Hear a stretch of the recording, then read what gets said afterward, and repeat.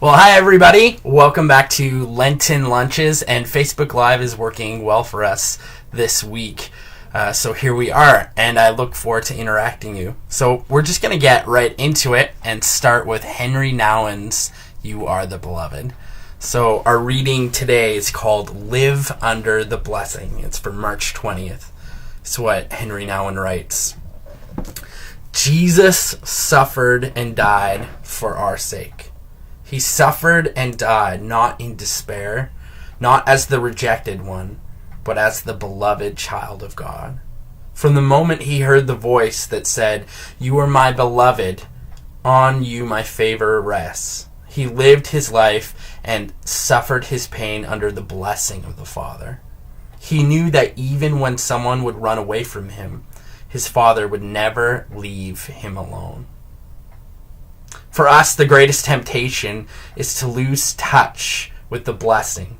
We are beloved sons and daughters of God. When we live our suffering under blessing, even the greatest pain, yes, even death, will lead us deeper into forgiving and life-giving heart of God.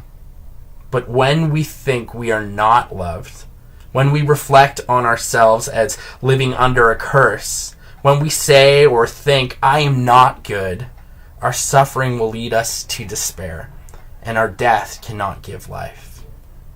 Love, Henry. That's a good reading from him, and just as I was thinking about that, isn't it true that unless we transform our pain, we can sometimes transmit it? And I think what Henry Nouwen is speaking to there is the necessity to actually engage it with a very prayerful attitude, with knowing that we could harden ourselves, or we could actually walk through it with grace and with mercy, and it will still be tough, but there's something there, I think, that is just powerful. All right, we're going to move on to our next book, Lenten Lunch. It's called Prayer, and it's by Justin McRoberts, and it's a series of 40 days of practice. And he has all sorts of practices that he suggests in the book. But I'm going to read the series of prayers for us. And so as we did last week, I'm going to show you a picture on the side of the screen here, on this side of the screen, and I'm going to read the prayer and just give you a moment to kind of reflect, look at the image, and to meditate on that. So here we go. May I learn to make good out of what I'm given, rather only to make sense of it. I'll say that again. May I learn to make good out of what I'm given, rather only make sense of it.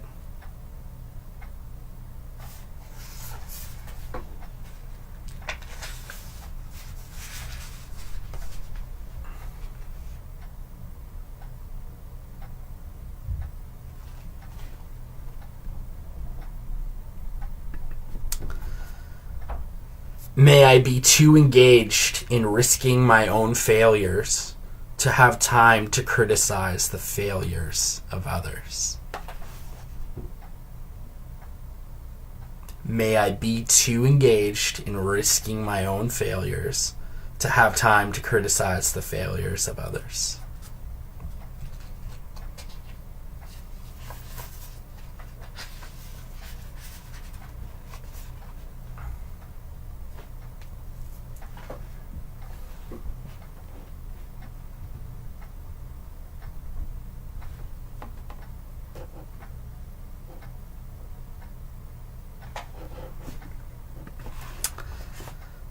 May I find freedom in limitation to fully give myself to what I can do rather than worry about what I cannot.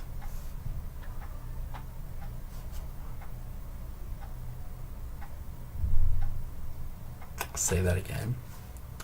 May I find freedom in limitation to fully give myself to what I can do rather than worry about what I cannot.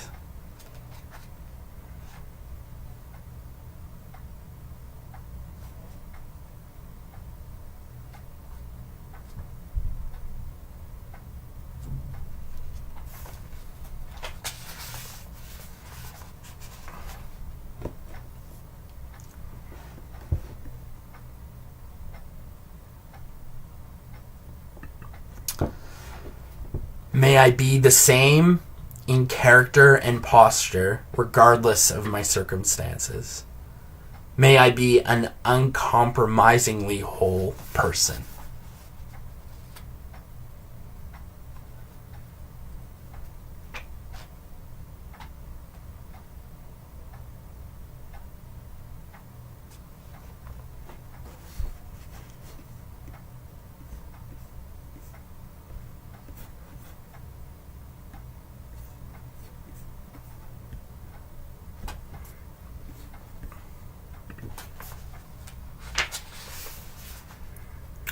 May I have the eyes to see this as a good world in need of restoration, rather than a bad world and an obstacle to my personal peace and rest.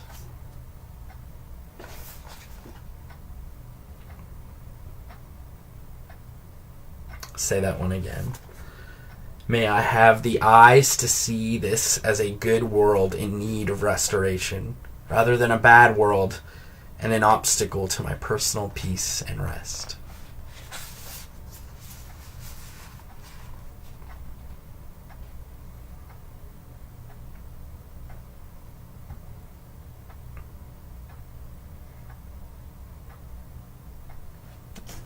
Last one. Before I see someone as a problem, may I see him or her as a human being.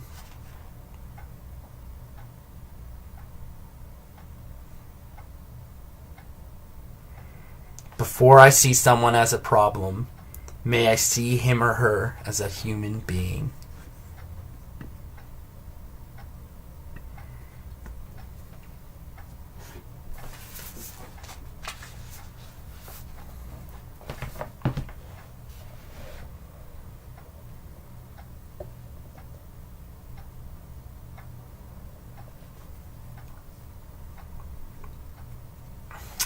Okay, we're going to move on to our scripture reading, and then we'll almost be done. So our scripture reading is from Psalm 63, verses 1 to 8. And we're going to read it through. And I encourage you to interact in the comments if that's your thing. Otherwise, I'll have a short kind of reflection on it. So it goes like this. You, God, are my God. I earnestly seek you. I thirst for you. My whole being longs for you in a dry and parched land where there is no water. I have seen you in the sanctuary and beheld your power and your glory. Because your love is better than life, my lips will glorify you. I will praise you as long as I live, and in your name I will lift up my hands. I will be fully satisfied as with the richest of foods. With singing lips, my mouth will praise you. Woo! Bless me. On my bed, I remember you. I think of you through the watches of the night, because you are my help. I sing in the shadow of your wings. I cling to you. Your right hand upholds me.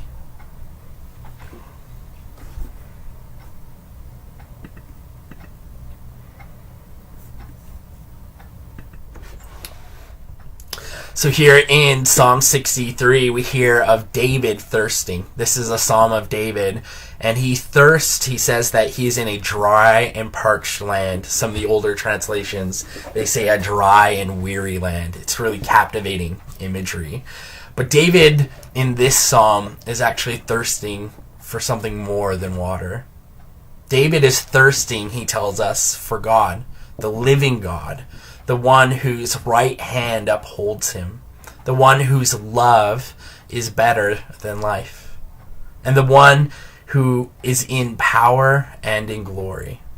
Now, commentators like to remind us that this psalm was written in the desert of Judah.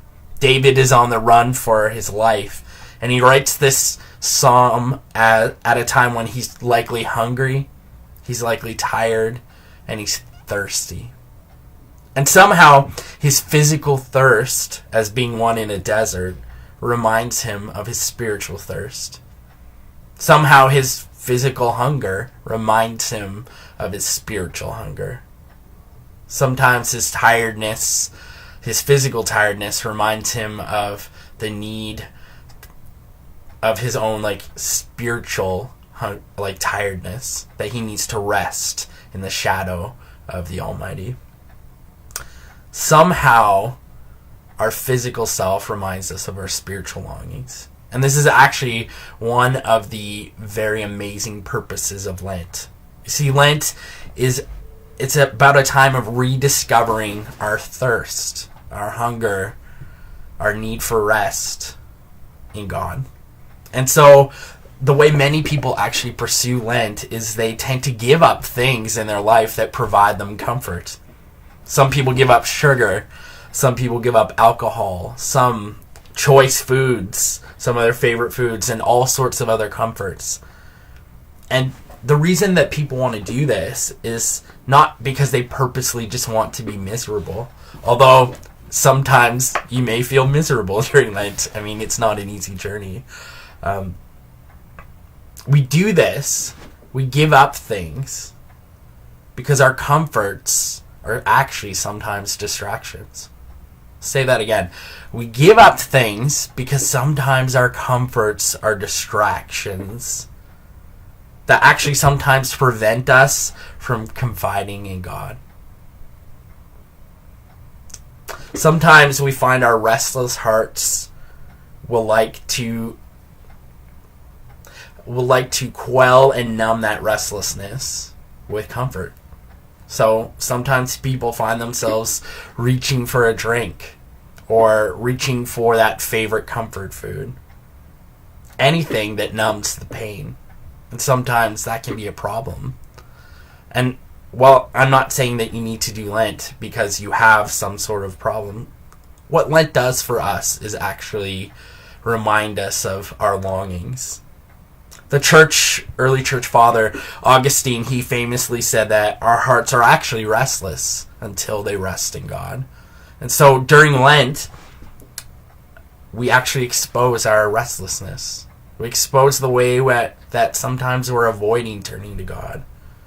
And so if you find yourself irritated, if you find yourself angry, upset, that's actually all part of the process of Lent. Because maybe that is actually your appetites and your desires reigning in your body, Maybe they're screaming out in that moment.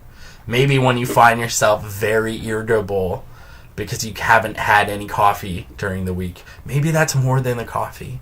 Maybe fasting and actually exposes what's underneath the surface instead of is the cause of it. Maybe when we abstain, we are letting ourselves know how much we depend on things. I think Lent exposes our desires. And so today, my prayer for all of you out in Facebook land is that your soul would thirst for the living God. That as you are journeying to Lent, as you prepare yourself for Easter, that you would find yourself turning. In whatever situation you are, whether you're in deep hurts, whether you just find yourself being restless and tired these days, may you turn to the living God, as David does in Psalm 63. All right, everyone, I will see you next week.